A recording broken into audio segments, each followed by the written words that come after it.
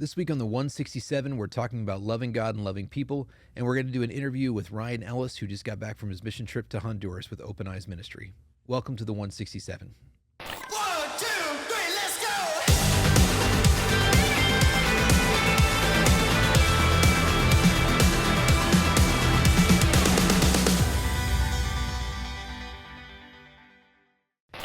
Hey, welcome back to the 167. I'm Pastor Lucas Motley, and I'm here with Ryan Ellis, Good morning. our experience director here at New Life Community Church. It's going to be an experience. Great And experience. Pastor Rick, our senior pastor here at New Life Community Church. Hey, good morning and welcome back to the country. Glad to be here. Welcome back to the good old US of A. Glad you US made- of A. Glad you made it back. Where were you the past couple weeks? I was in Honduras. So it's funny you said the US of A because when I was down there once I was talking about something that we do in America and they were like, what? I said America. They're like, excuse me? I was like, oh, I mean the United States. They're like, much better because they refer to that as America as well. So yeah, I got to go down there and experience the culture and do some missions work and some training. So it was a good time. Cool. We're going to talk a little bit about that today, of course, because we're in our sermon series and we were talking about the command that Jesus gave to us. But one of the things you started out with asking us, because, of course, Jesus, he's being asked, what is the greatest rule of all time? What's the greatest commandment? And you asked us as a congregation, are you a rule follower or are you more of a rebel? Like, do you have to follow the step-by-step procedure or are you more like, meh?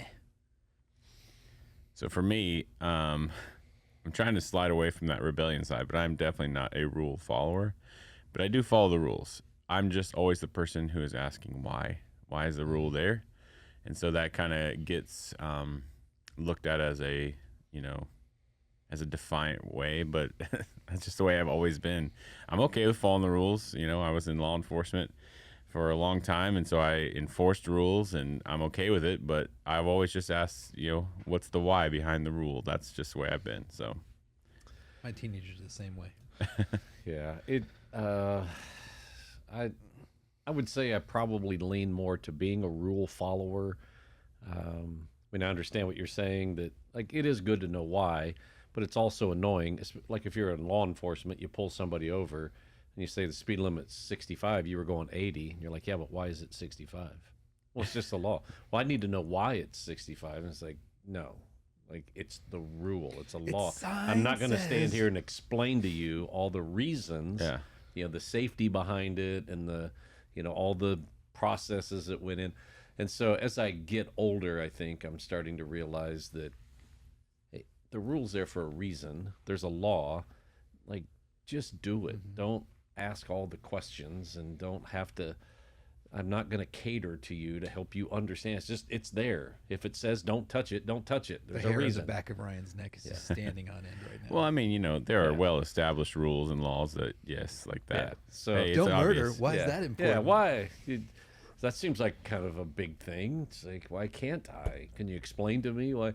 So there was a time maybe younger in life that I leaned more towards that, and as getting a little older, it's like, hey, it's there for a reason. Just follow the rule. I feel that. So I've changed a little bit, I think. I feel like that with my kids sometimes, where you're like, okay, it's important that I explain this to them because they need to be able to walk through this process. And then, like, by the sixth time, you're like, just do the thing. Like, Yeah. but I am probably, I want to know the why, but this is a bad. So again, I will follow the rules like that. I'm follow the rules. I will do it.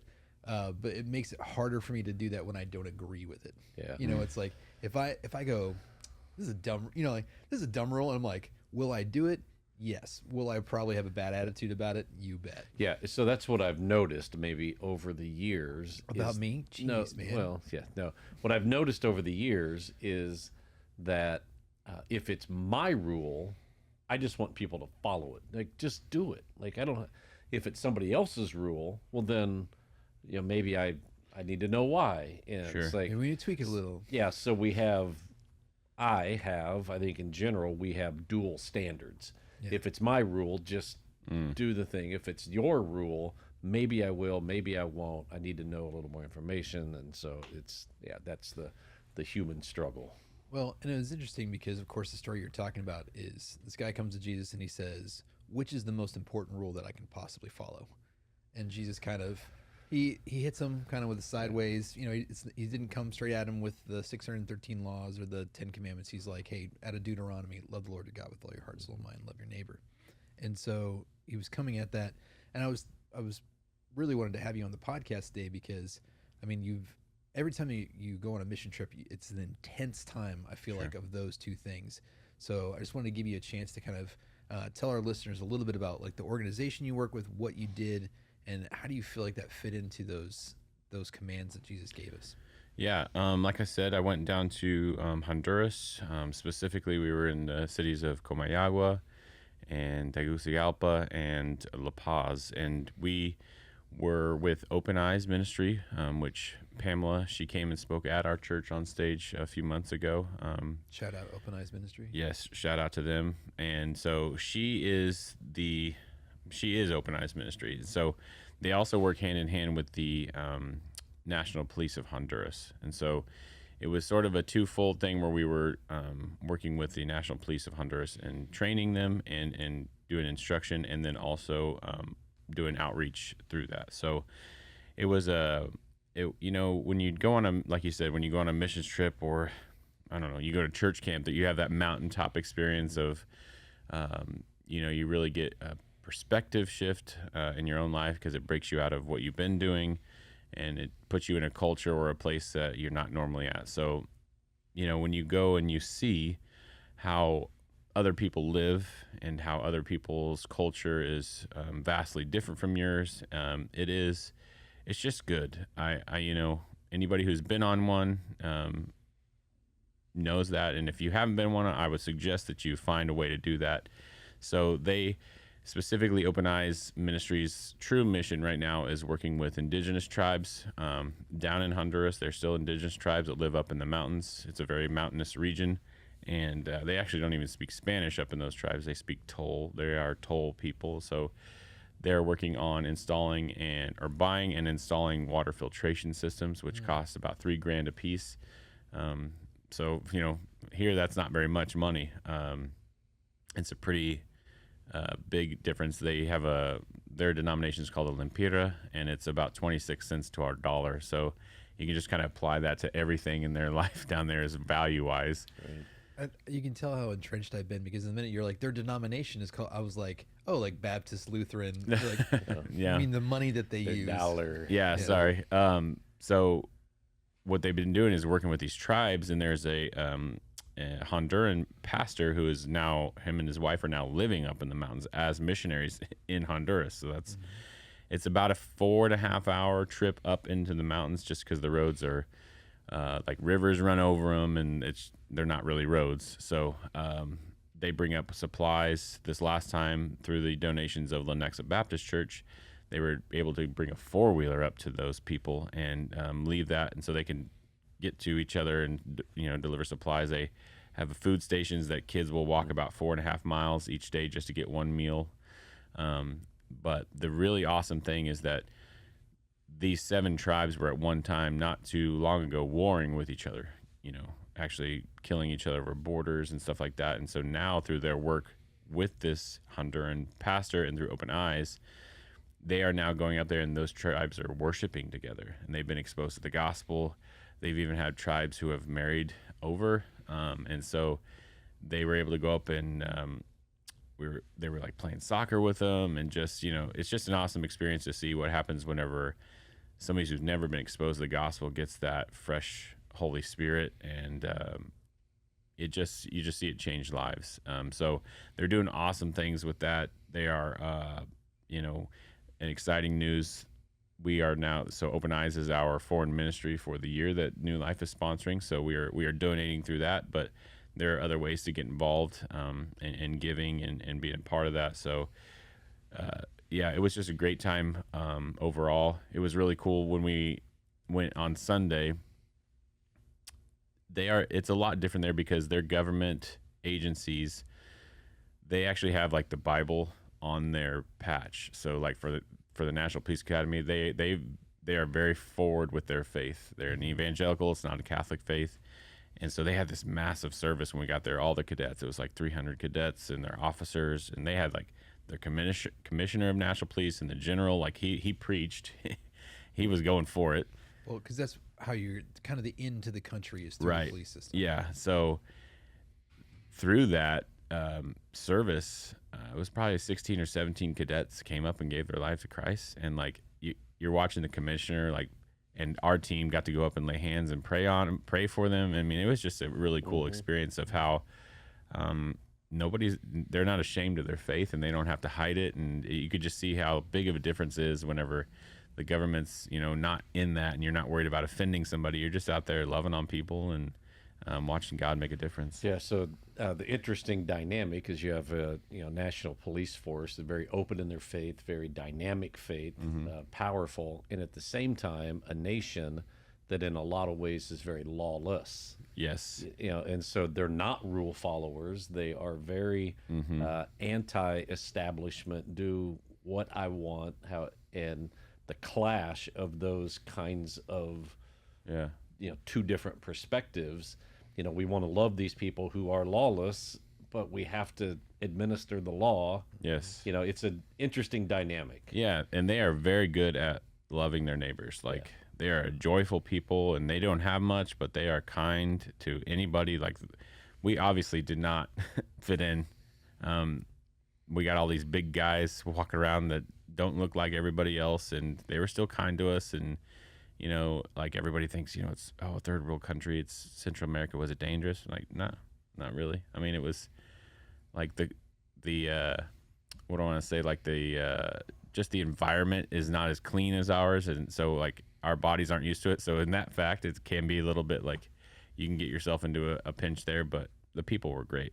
It was a great experience. Well, and oftentimes you experience that mountaintop experience because there's a single focus. You're there sharing the gospel. There's not a lot of distractions. Yes. How do we? Because like what you were challenging us to this week is, it's not just our mission to go other places, but to be Christ here at home. What are some of the parallels that you can see like that we could be doing here, with foreign missions? Repeat the question. I don't think I understood the question. I know when I said with foreign missions, I was like, you kind of threw me for a loop there. So no, so like I often say yeah, we should go on foreign missions, but that should spur things at home. So I know a lot of people are excited. They're like, I'm going to go share the gospel in Honduras. I'm going to go to Mexico. I'm going to do, and it's like, yes, but what can we be doing in our own community? Yeah. that Okay. is similar? Now I get you now. Some of the things that Ryan talked about that they did over there was very intentional because they were in a foreign country. It was a singular focus. The problem is when you're home, you have a lot of different things that get your attention. And so we tend to categorize evangelism or missions into a category that this is just something that I do on occasion, if I go somewhere else. All it requires is the understanding that we are all missionaries. Like that, we're ambassadors. We're the voice of God here, whether it's in Gardner or Olathe or Honduras. It's to be intentional about seeing people who are far from God and saying, I want them to be close to God. Right? It's that being kind to them, demonstrating love. So when Jesus said, hey, this new command, we're talking about new things that are happening. So Jesus said, hey, I know you're supposed to love your neighbors yourself, but here's a new command. Love them like I loved you. Well, how did Jesus love us? Well, he was just crazy about us, right? But he demonstrated that love by doing some things to make sure that we then had a relationship with him. That's our responsibility, whether in Honduras or Olathe or Gardner or Spring Hill, or it's, hey, you don't know Jesus. I want to demonstrate love to you like Jesus demonstrated love to me. Yeah, and I'll definitely give a quick shout out to our missions team here, because there are a ton of local missions that New Life does that you could be a part of all the time, and you could do it just as much as donating, which is always helpful, or you can be involved. I mean, just this last month alone, we're giving blankets and socks to the homeless in the Kansas City area, donating food that you're not using.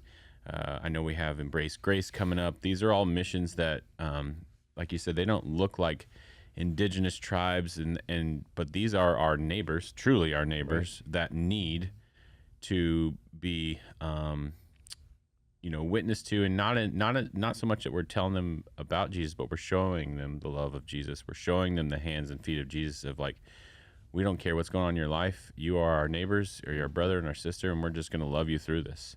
Well, it's even interesting because obviously when you go on a foreign mission, there's a language barrier, things like that. Yeah. But we're even counting that here, where we actually have Embrace Grace as our ministry to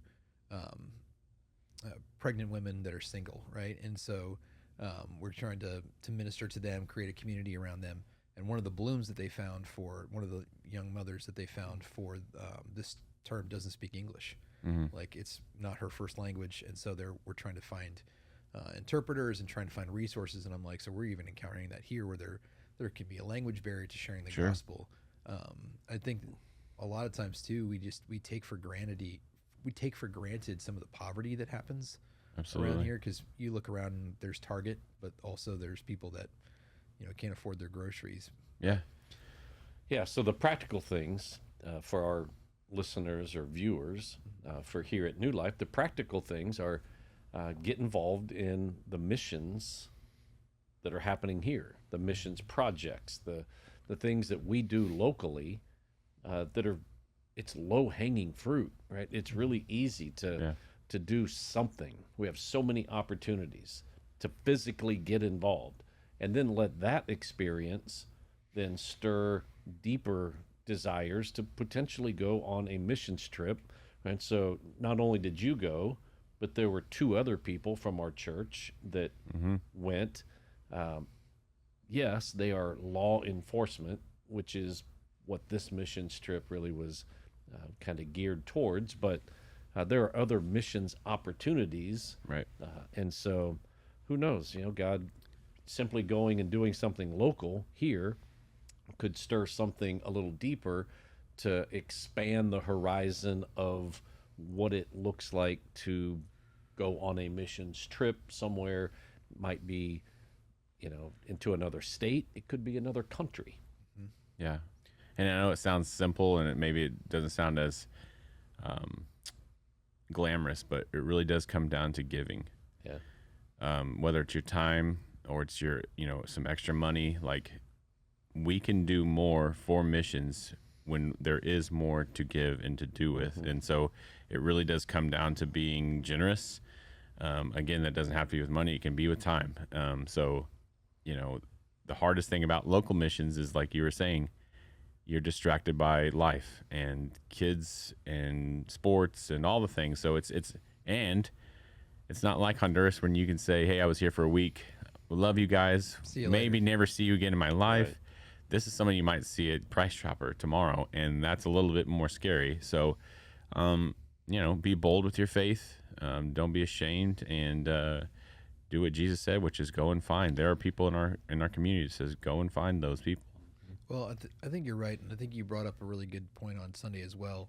Is I think those are 2 major reasons not to love our neighbor. Is one, the distraction, right? I'm too busy. I've got all this stuff. If you're going to go to Honduras, you got to block out that time, right? Yeah. And then once you're there, Cell phone service is not great there. yeah, So. so it eliminates a lot of the options for distractions. But I think the other thing that you brought up is bitterness, or like you said, like you were asking is, how do you love people that have wronged you? And so, like, you might have somebody that comes to you for help, and you're like, no, you were Yeah. the same person that was, you hurt me, you offended me, you said something bad about me. I know what you've been saying about me in the community, and now all of a sudden you want my help. Or just, treating them in decency, where Christ is like, hey, you need to love this person. You see them hurting, and you're like, yeah, but that person is dangerous, and that's a huge barrier for us, because like you said, you go and you help strangers. Right. There's no baggage to that. But helping locally, you might have been at a school board, meeting with that person, or you might have been, Sure. Something else in the community where they just cut you off, and then all of a sudden they want your help. Like, how do we work through some of those things? Because Christ didn't say, hey, just just love people as long as they're nice to you. Like he's talking about love people the way I loved you. Yeah. Yeah, How do we and that was overcome part stuff? of the message on Sunday, is to demonstrate or to try to communicate that, like when Jesus loves us, it's not because we're so awesome. It's not because we did all these amazing things, and he's like, well, yes, I'll love you because it's you. Look at you. Look at you. Why wouldn't I? Yeah. No, it's in spite of us. And so, I shared on Sunday, that while we were yet sinners, still Christ loved us enough to die for us. So when he says, love as I have loved you, it's a challenge because there are people in our lives that we're being called to love, to sacrifice for, to lay our life down for, to give financially to, or to come alongside and kind of help them through a difficult situation, right? And it's the person who had said bad things about me. It's the person who treated me poorly. It's the person who has openly said, I don't like you. Yeah. And then, but now they're saying, oh, but now I need some help. And the easy thing is, well, you should have thought about that, Yeah. 6 months ago when you were, so good luck. Yeah. You already told me you didn't love me. Oh, well, is that the way Jesus loved? No, but Right. it rubs wrong. It's like, but God, they said this. Yeah. I think specifically, he says, love your enemies. Yeah. Love your enemies. And I think often we find ourselves, and not to pick on Peter, but we often find ourselves in Peter's shoes rather than Jesus' shoes, right?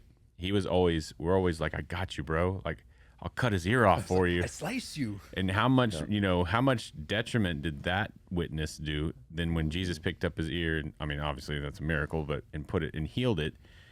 Think about the impact that it had, man. Those soldiers knew they were getting ready to go kill him, and he still was kind enough to do like that testimony, that witness. So to those enemies, when you show the kindness and the love of Christ, that witness and testimony is so much more powerful. That, I mean, what can you do against that? There is nothing that they can say that they're like, yeah, I completely wronged that person. They know it, and they were still kind to me, and they helped me when I needed it. So that's a lot easier to talk about than to do in real life. Right. So I'm not going to say No, just you're just right do on. it, but it is what we are called to do. And when that is done right, that impact there's nothing like it. I know. Sometimes I just picture, I feel like our pride rises up. Like you talked about the humility of Jesus to wash people's feet. And I think that our pride rises up, and it's like when someone offends you, I feel like it's like going out and like, I think about this, it's an older movie. Do you remember the movie The Natural?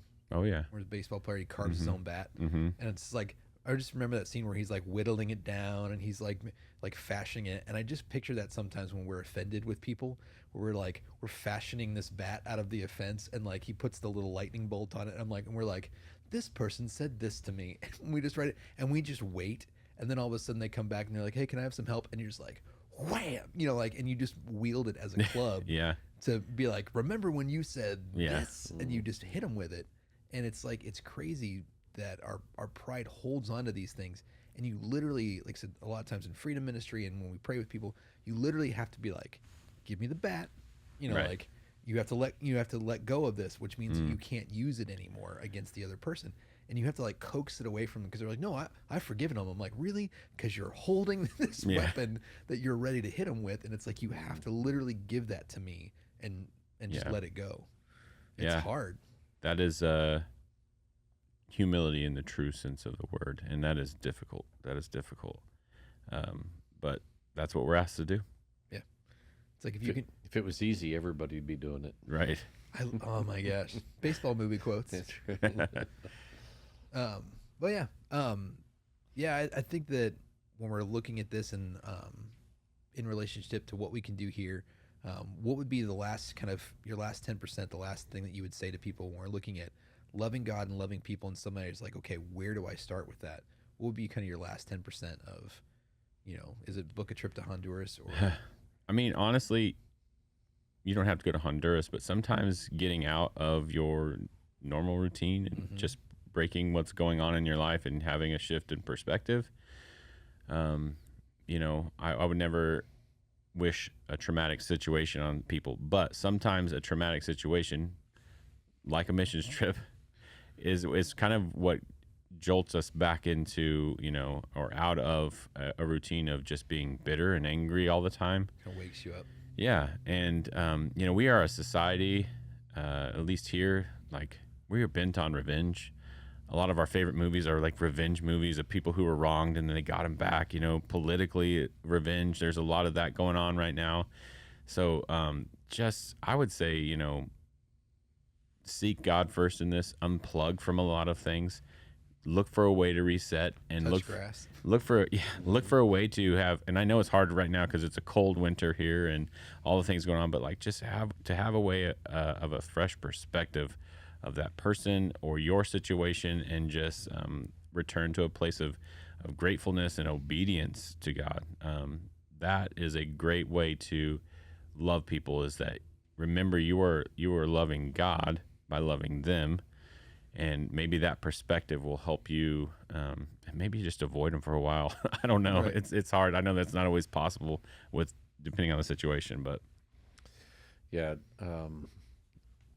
So the question, I think, was, what are some practical ways? Like, how do we do that? And for me, something I've been trying to do is think back to the most recent time where I felt God loving me.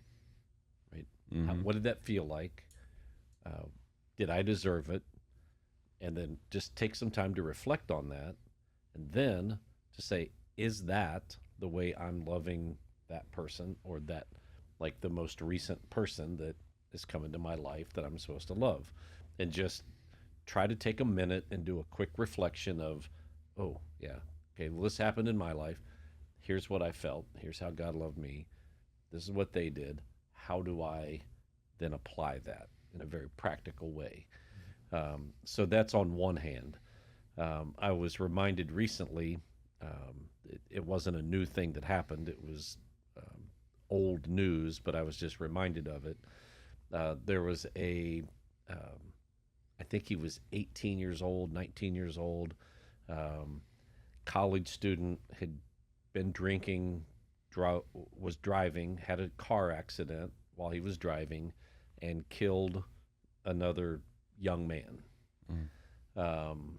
At his trial, the family of the young man that was killed, Christian family, when you given an opportunity to have a victim statement, or an impact statement to the judge that says, hey, this is why a penalty should be levied against this person, because it has devastated our family.